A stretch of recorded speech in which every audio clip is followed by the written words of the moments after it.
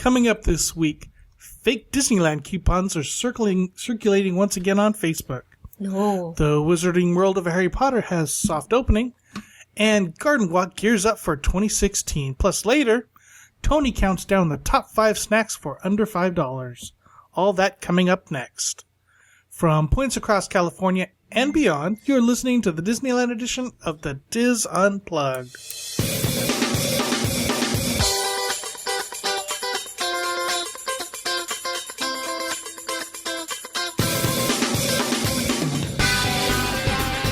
This is the Diz Unplugged Disneyland edition, episode 549 for the week of February 14th, 2016. The Diz Unplugged Disneyland edition is brought to you by Dreams Unlimited Travel, helping you plan the perfect Disneyland vacation. Visit them on the web at www.dreamsunlimitedtravel.com.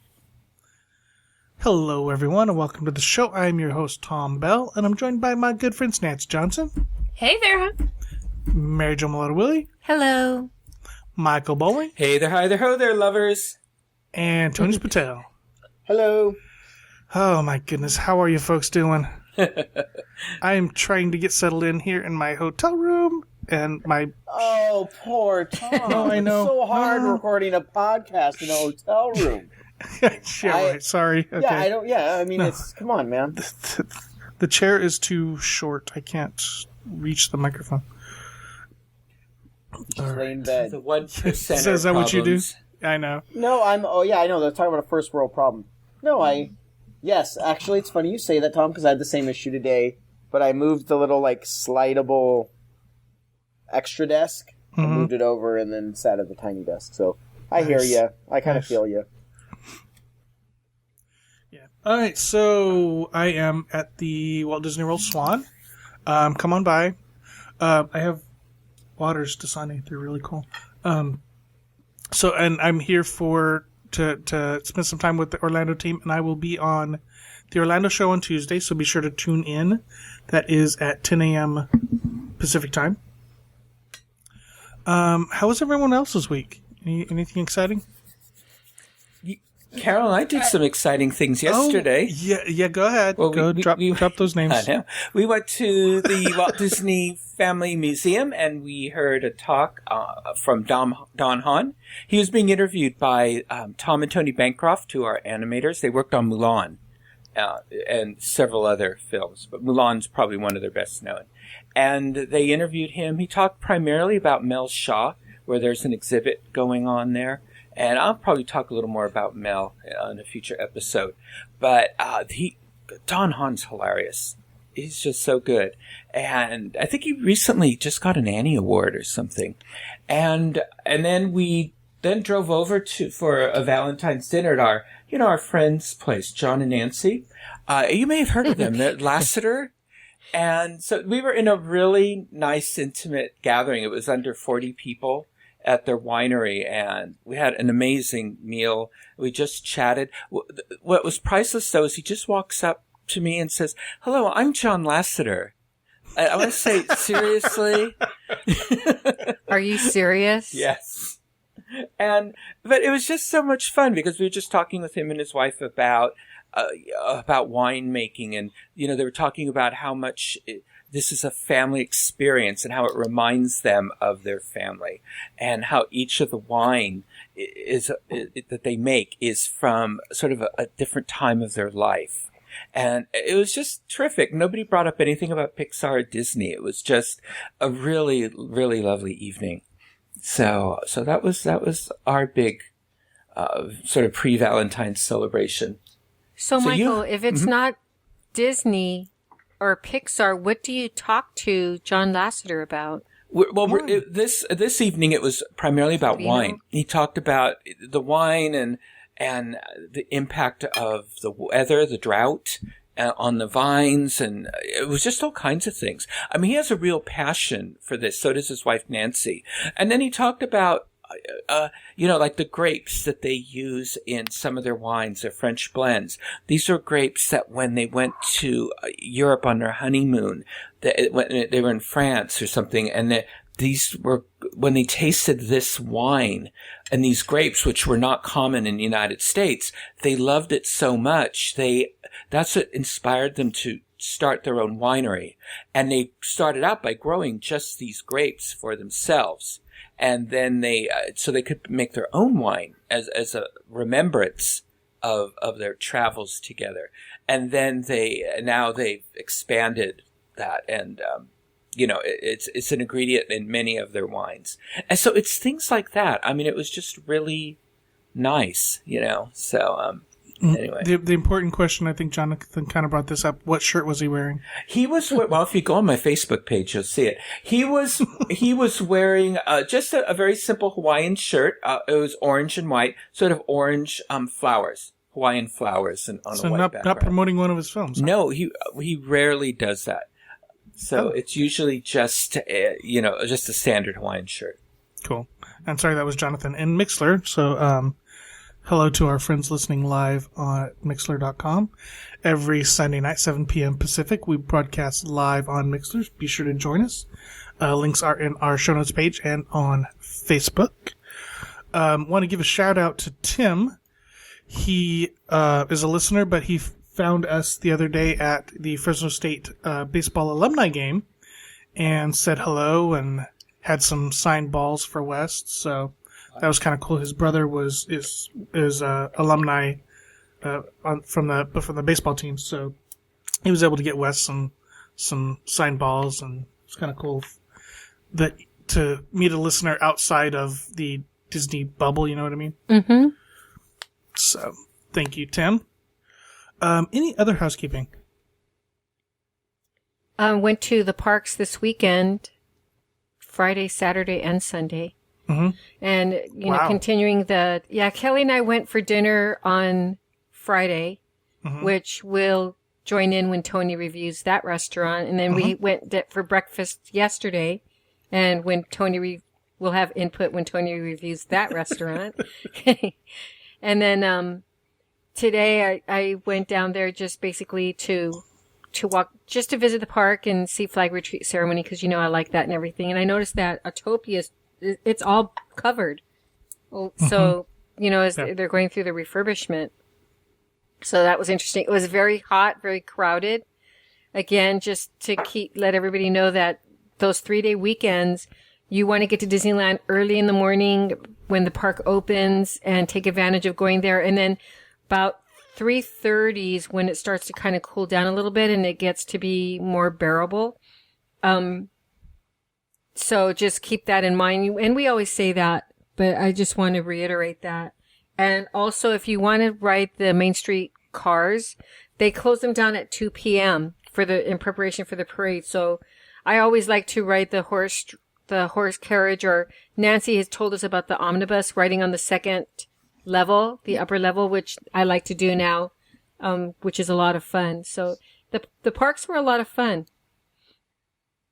but crowded. Yeah, I'm sure. Well, yeah. And also the AP, Michael, I've got your recipe cards. Ooh, thank you. What was this week's? This week's was Adventureland, and the characters were King Louie and Baloo. And so we got a cool... What was our recipe? The recipes this week were the loaded baked potato soup and the Crescent City salad. Oh, sounds good. Yeah, so both of those are really good. And then they had some... I also got last week's, because I had already got last week's for Michael, but now I got them for me. And so I got plenty of them. They're fun. And then they give you these pamphlets with fun things to do. So last week, I think I told you it was the Fun Facts tour of Main Street and Buena Vista Street. And this week, they gave us all a treasure hunt. It's called Live the Adventure. And so they give you, it's kind of like an I Spy type of game. And you pick the pictures up, and if you're, they have corresponding letters. And if you get the letters correct, then it'll spell out a mystery message. It's a mystery phrase. So that's a lot of fun. Has anybody been posting these up on the Disneyland board over on Disboards? Yeah, on the Disboards, they have and somebody's been asking about the AP experience, and so different people. We have, a few posters that go to Disneyland quite often that have been putting the information on those boards. And then I put pictures too when I on that same board of the button and of the pamphlets. That's a great way to share any kind of these special experiences that, other people might, who don't have the benefit of being locals or annual pass holders, if they want something fun to do on their 27,000th trip. Or, their first or second if they're staying multiple days. Right. And I do recommend them. And next week it's going to be Fantasyland. And rumor has it that it's going to be Roger Rabbit in Stage 17 at California Nice. Adventure. Oh, I thought you meant he was the recipe.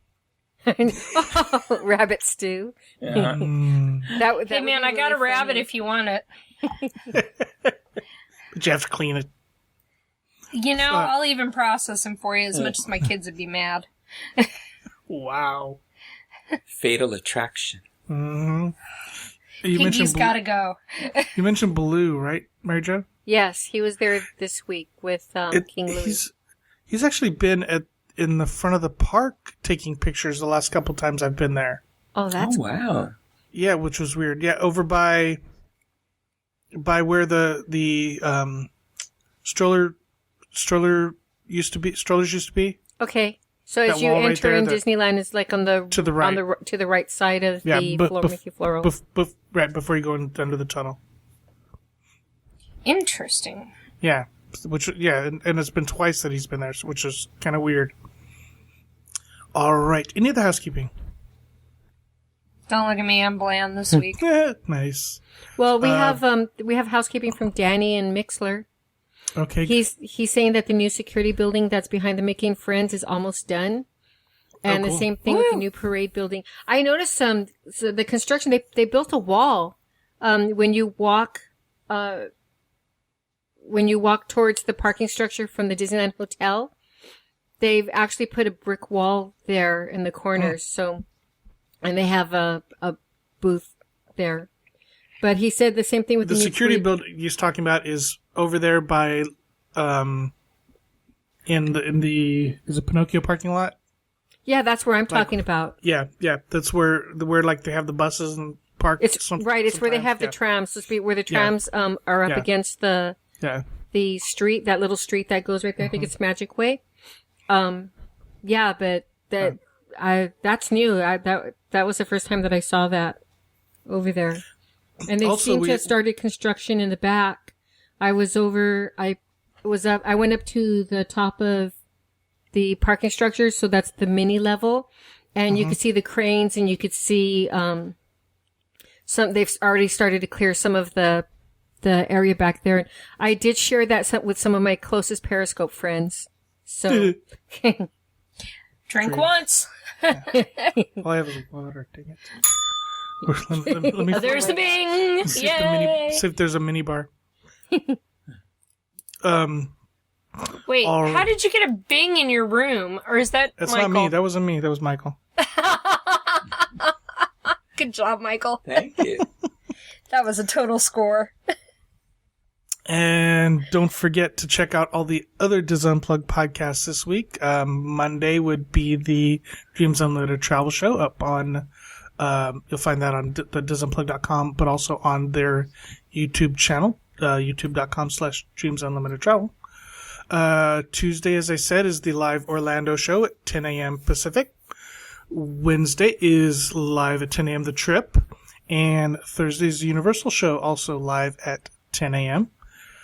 And I've been waiting to say this. Happy anniversary to everyone. This coming up week is our 5th anniversary of the Disneyland edition. And we don't look a day over one.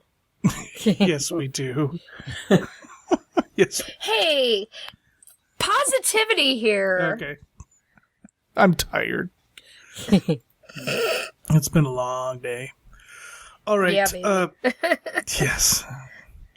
I'm in a different time zone, right, Tony? Where are you at? How far are you from me this time?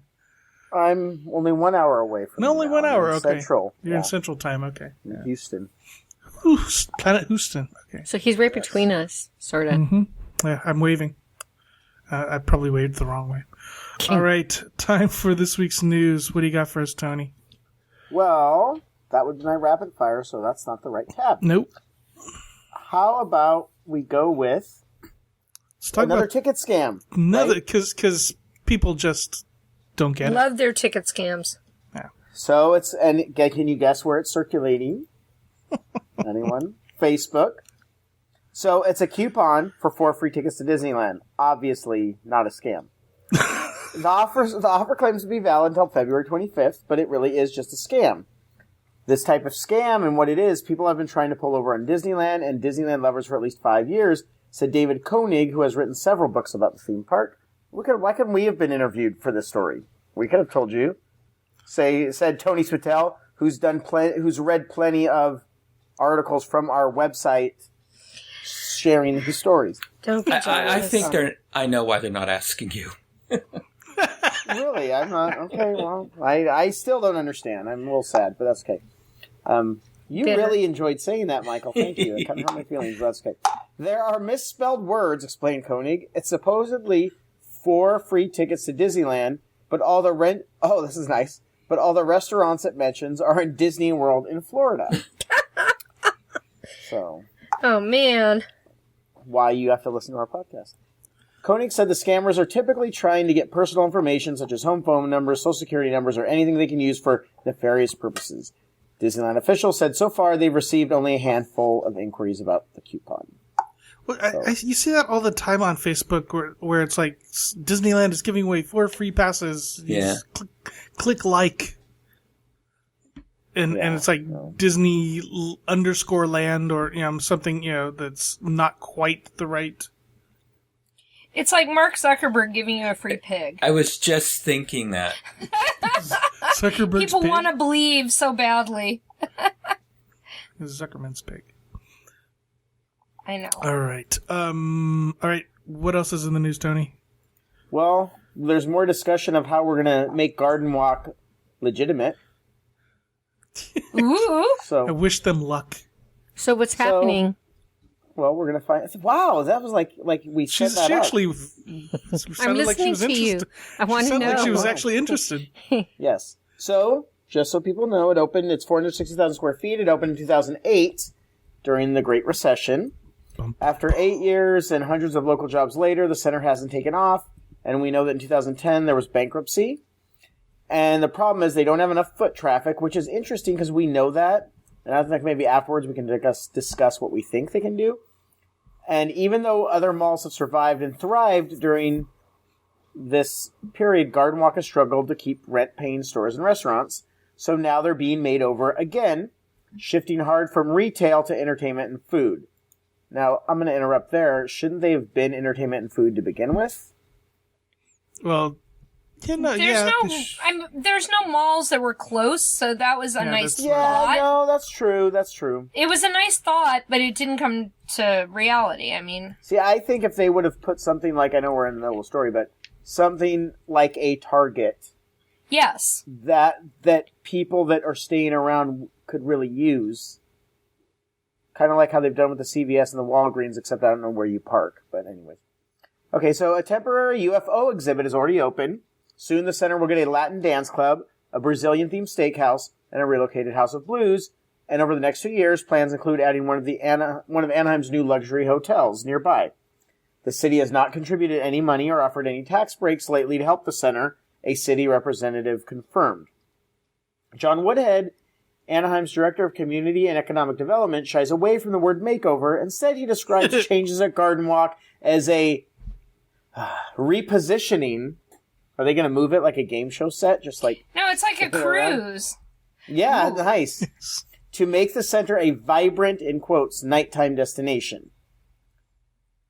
Retail analyst Greg Stoffel said that from the beginning, the Garden Walk has been a lost opportunity. The changes can't make the center any less successful than it already is. They can only help the center in the local area. I don't think Anaheim's nightlife scene will substantially change or shift with or without the changes. So, apparently it does, though. They think it's gonna eventually make some money. Despite its large size, Garden Walk is 460,000 square feet, and Downtown Disney, $300,000, retail experts say the center's design is a problem. The restaurants that face Katella have done really well, but they were over-aggressive in the design that hurt the center, Stoffel said. The farther you get away from Katella, the more vacancies you find. Interesting. Adding House of Blues to the upper level of the center is expected to draw more people inside the center, not just to the restaurants on Katella. While design might not be an easy fix, more foot traffic might be on the way if one of the hotels could help. So, just a reminder that earlier this year, Anaheim approved plans for the 466-room Marriott, a 12-story hotel within walking distance of Disneyland and Garden Walk. A second hotel is also be added near the center. That's Still, a JW Stoffel, Marriott. Yeah. He accepts the Marriott will help Garden Walk. Even if it generates only 70% occupancy, it will drive an extra 20,000 visitors a month to walk in and around the center. They're also going to focus more on eating and less on shopping. That the plan is focused on adding more food and entertainment venues to the center, a trend that is playing out in malls all across Orange County in Southern California. The center's biggest announcement, we've said, is House of Blues. In addition, they want,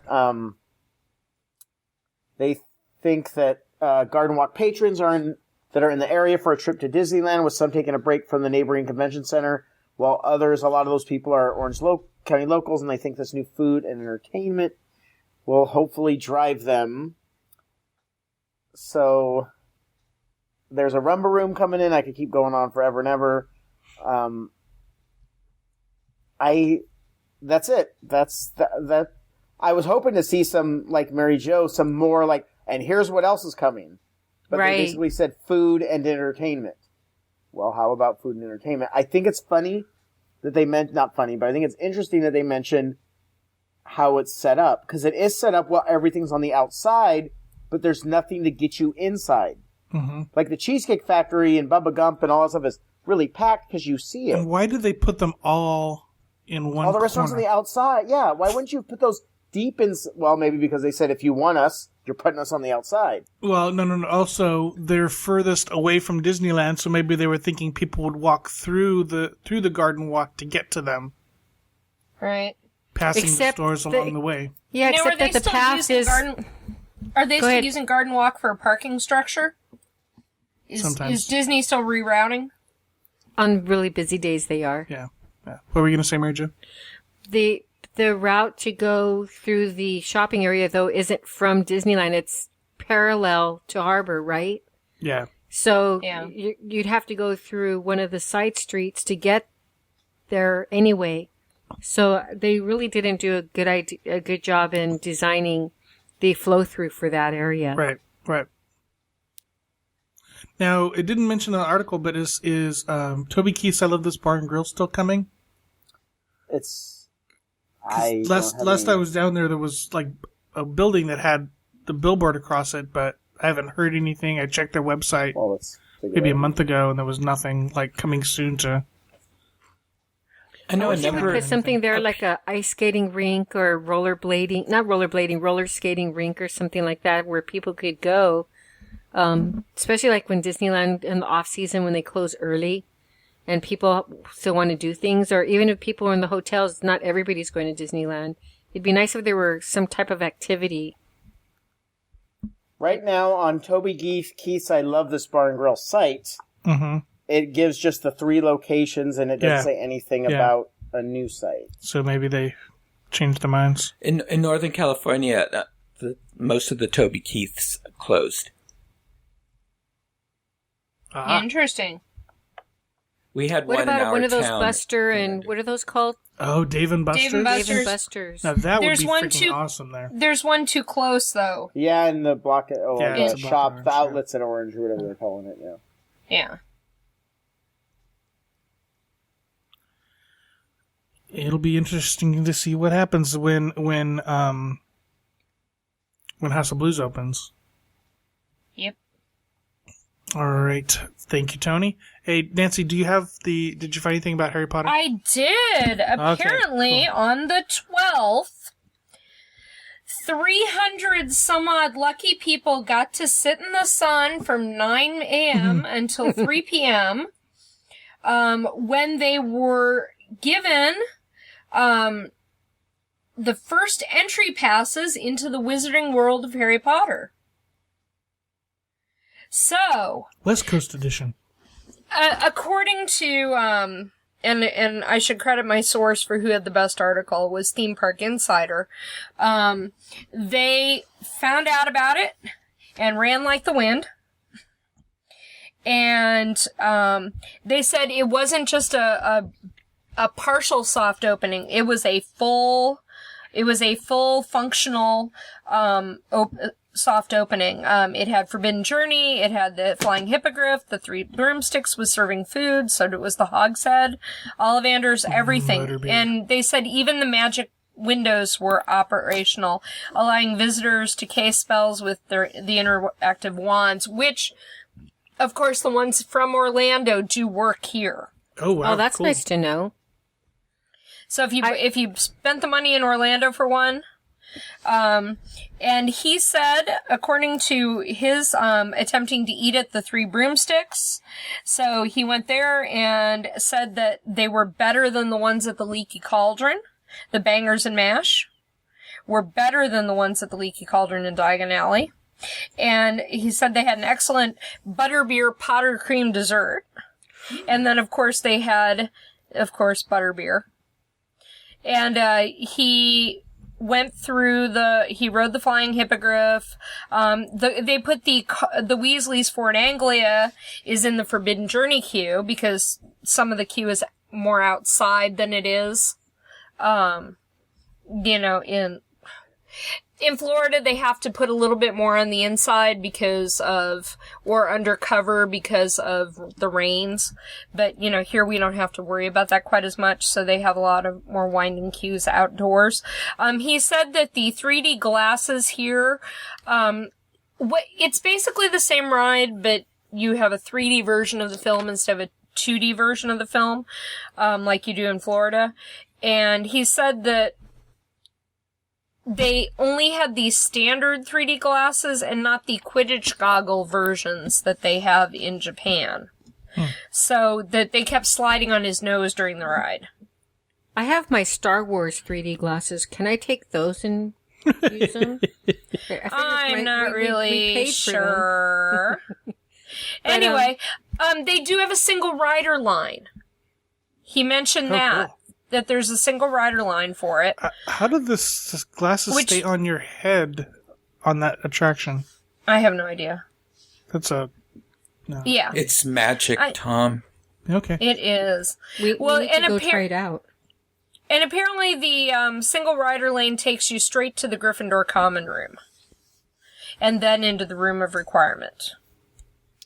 So, he said that it seemed like some of the areas were plussed even more, so we'll have to, when we get our chance to go see it, he said the 3D didn't really help the ride make it any better, but, said, if you're visiting Universal Studios Hollywood right now, use the hashtag PotterWatch on social media, and that's how people are finding out about the soft openings. And they're calling them technical rehearsals. Also, if you're signed up on the Universal site, you'll get emails. I got an email that said, for people who were getting the season pass, that they were eligible to go to the soft openings. Wow. And that it was non-transferable, so that's why Jeff's like, okay. Yeah, you have to sign up on the Universal site. So that's just another way that you can I guess I'm going to have to do that, break down and do that, since that's up in my neck of the woods. Really, really, really early. Wow.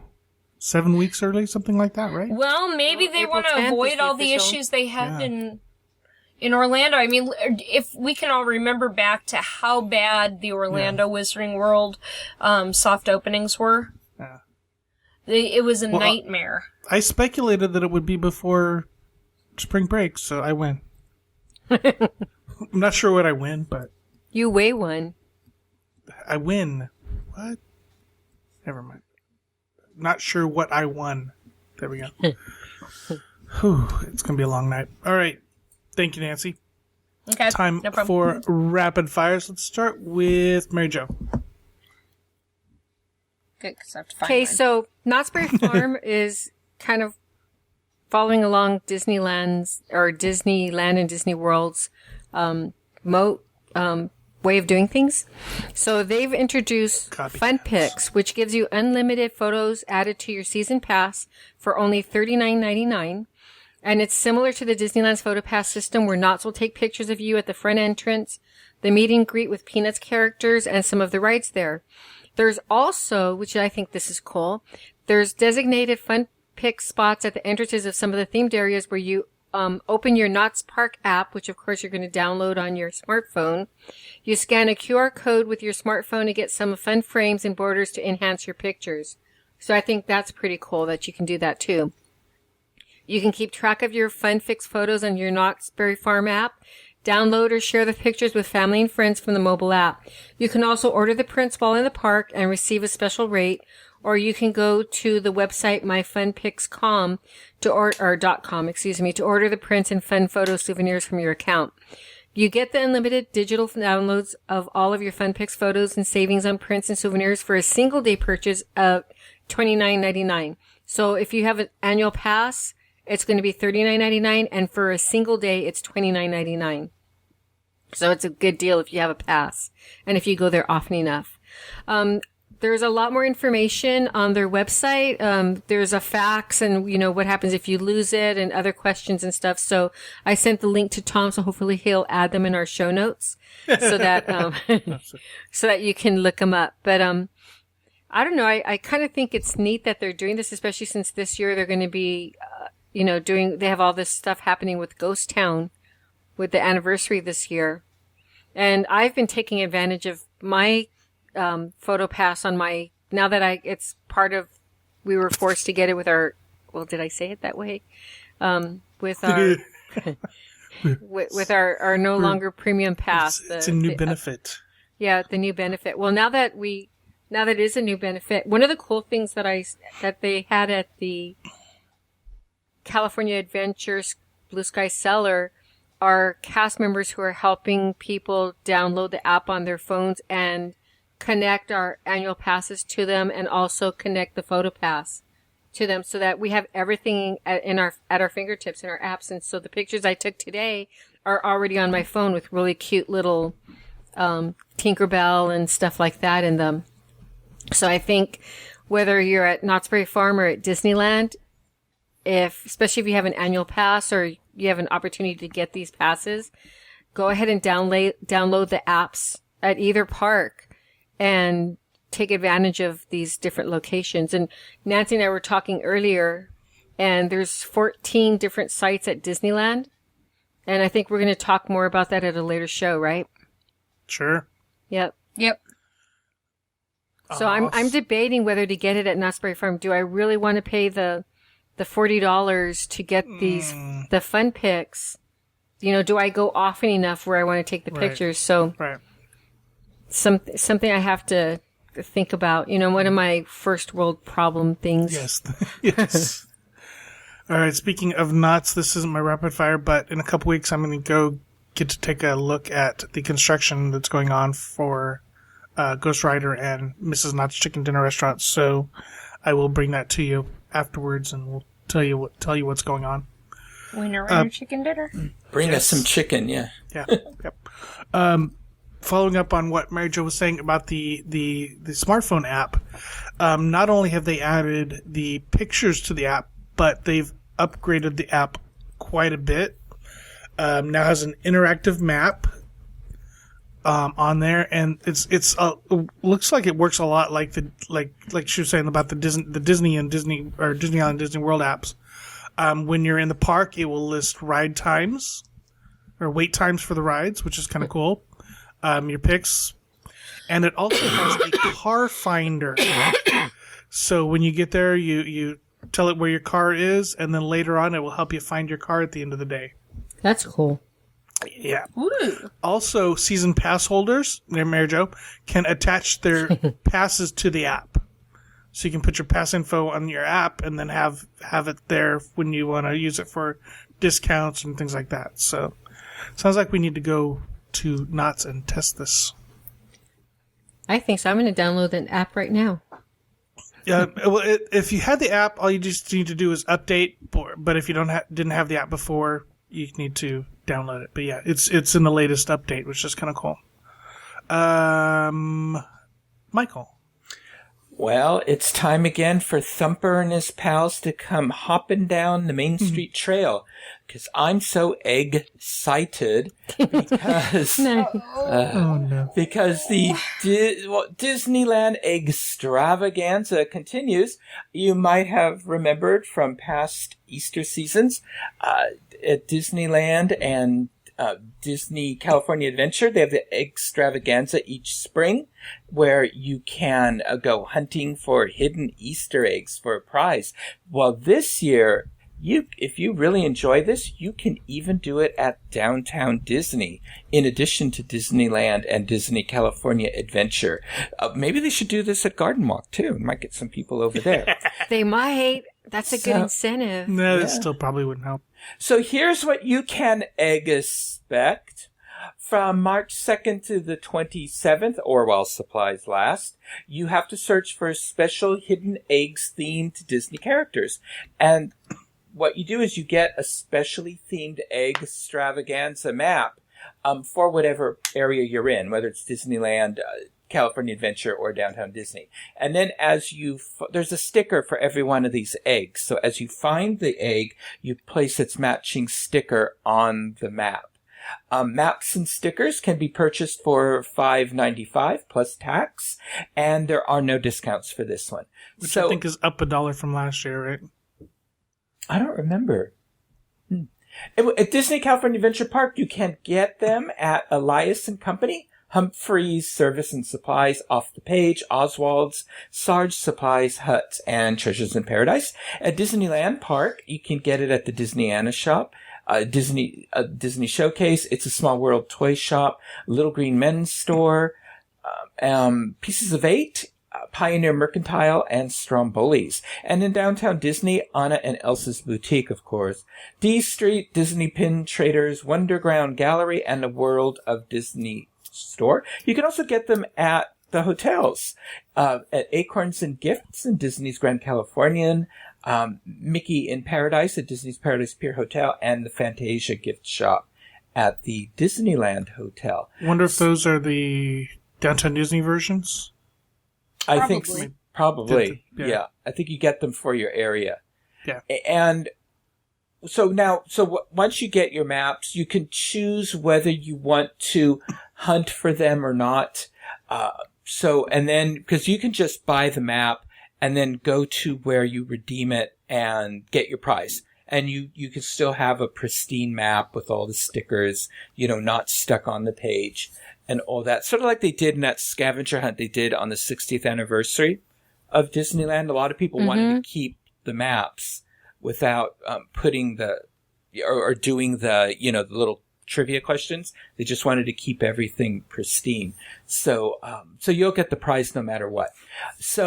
But the thing is that there are certain redemption centers where you have to return them. Just because you bought the map in a shop doesn't mean that's where you return them to redeem your prize.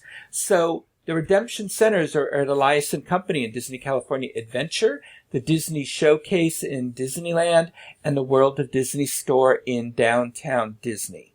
So anyway, the eggs are supposed to be different this year. So have an exciting time finding the Easter eggs at Disneyland. Yeah, we did it last year. And if you buy only one map, you bring it back, they'll have like where you draw and where you get a random egg. So we just paid for 6 maps, and then they give you the whole set. Oh, okay. So, and another tip is to just buy them from the shop that is the Redemption Center. So go to Disney Showcase shop and buy them there, and then you can just instantly redeem them. There are quite a few adults doing that. Mm-hmm. And I think they had, if I remember correctly, it was like a kiosk outside of the Showcase shop to the right there, kind of where the new pass-through doors are, where they do the meet and greets and things like that, out to the right there. So, I will Still looks say like a lot of fun. that this is pretty popular. So, if you're going to be going to the parks and you want to do this at the beginning of your stay. I think wasn't it by the time they got to Easter, they were out of the eggs. Well, and they're doing it for a longer period this time too. So maybe they're getting more stock then because it's pretty popular to do. Yeah. Plus, it's fun looking for the eggs. They're not so hidden that it's hard, but it's fun because they give you the general area where you're supposed to find them, and then you go and you look for them. So it's a fun little activity. I'm glad that they're doing it in downtown Disney too. That's going to be interesting to see how they do that. yeah, up on the balconies of the Grand Californian or something. All right, thank you, Michael. Nancy. Okay, well, if you ever wanted to go to Disneyland Vacation and ditch your kid for the night, or ditch somebody for part of the day, well, guess what? You can do that at the Discovery Cube. Yes, that's right. Orange County's Discovery Cube has a coming up actually next weekend, February 20th, and on March 12th. February 20th, if you have a son you want to get rid of, they have the sleepover at the Cube for overnight explorers. Nice. And most sleepovers incorporate programming that aligns with Boy Scout and Girl Scout badge requirements. Uh-oh. So Okay, cool. Don't tell the my sleep- wife this.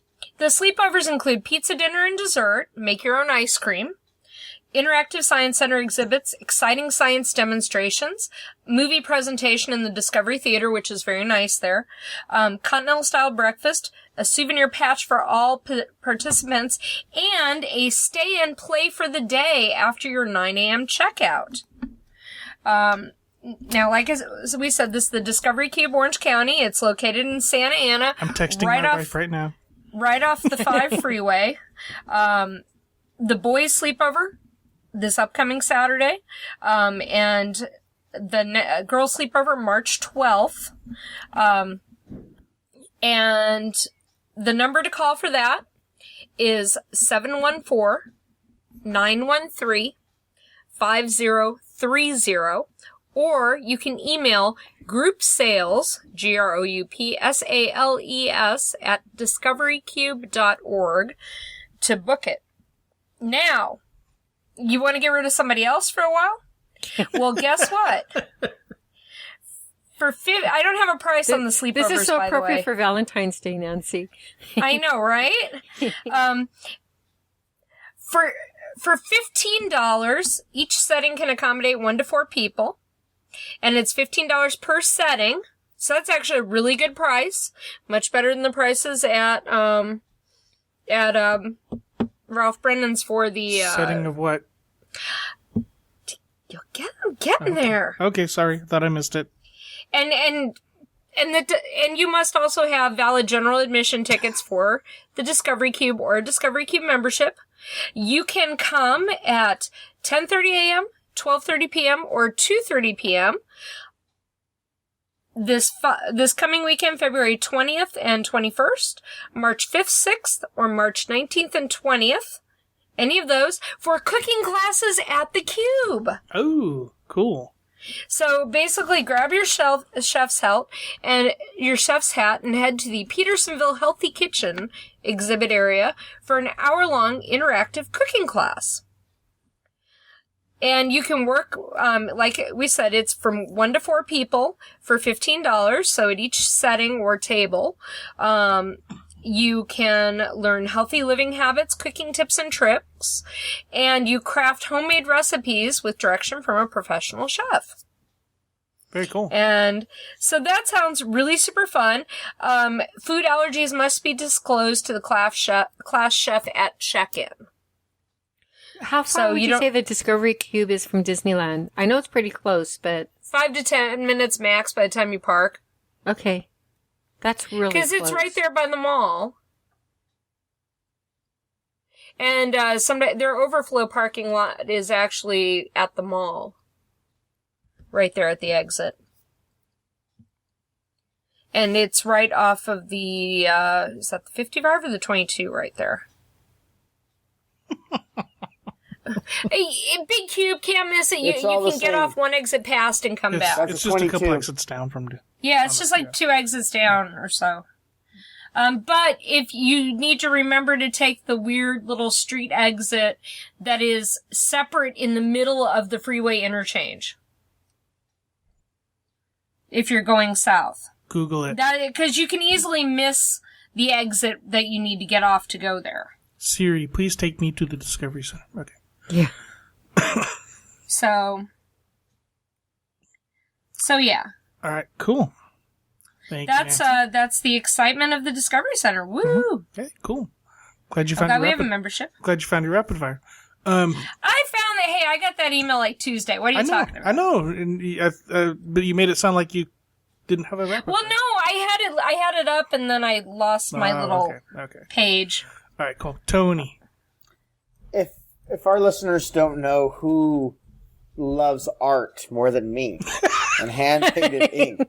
So again, this is a Mary Jo rapid fire that she so graciously gave to me. So I just make sure I give credit in parentheses, Mulatto Willie, comma, 2016. So I'm funny. citing my source. So I no You guys are magic. so I just cute. let everybody know. So I'm feeling anyways, love. Yes.